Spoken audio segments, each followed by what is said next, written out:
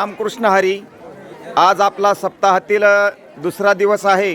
श्री क्षेत्र धमधम या ठिकाणी सप्ताहाला सुरुवात झालेली आहे आणि गेल्या अनेक वर्षापासून हा सप्ताह चालतो. बघा, आपल्या गावातील संपूर्ण हिंदू परिसरातील आपण बघू शकता नाश्ता चालू आहे. फार मोठा सप्ताह आहे, भव्यदिव्य. तरुण अतिशय इच्छुक आहेत आणि कोणीतरी व्यापारी आहे बघा, त्यांचा या ठिकाणी सत्कार होतो. दादा, काय म्हणून सत्कार आहे यांचा?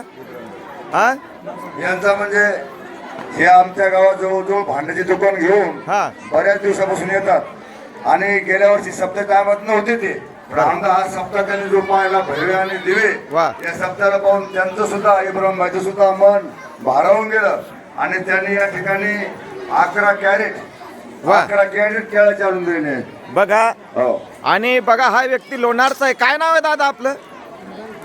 इम्रान खान.